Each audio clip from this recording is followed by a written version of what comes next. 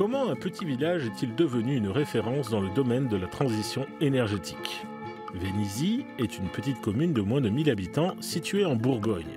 Au cœur de l'une des régions les plus boisées de France, le maire a choisi de changer le système de chauffage des bâtiments publics en passant du mazout au bois de chauffage. Cela a permis de faire des économies et de réduire l'impact environnemental. Le nouveau système permet d'économiser plus de 50% des frais de chauffage et 63 tonnes d'émissions de CO2 par an. C'est un monde ancien qui s'est modernisé. Avant, on chauffait au bois. Aujourd'hui, vous chauffez au bois, mais avec une technologie très évoluée.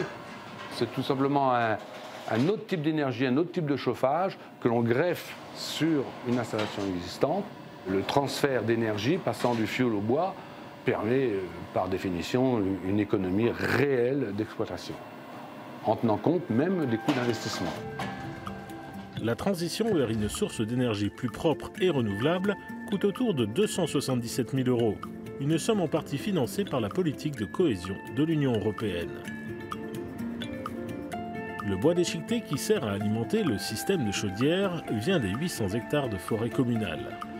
Ce sont principalement des taillis, des arbres morts ou des arbres abattus pour des raisons de sécurité, comme ici tout près d'une route départementale.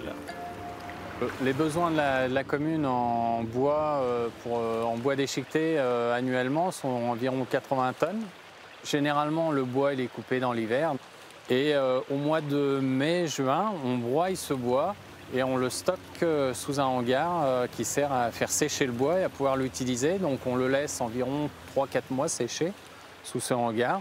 Et après, on pourra l'utiliser directement pour la chaufferie communale. Pour garantir les meilleures performances énergétiques, ce combustible naturel est taillé en petites formes, de petits morceaux homogènes de bois sec. En cas de panne du dispositif de chauffage actuel, il existe une solution de secours basée sur le dispositif précédent.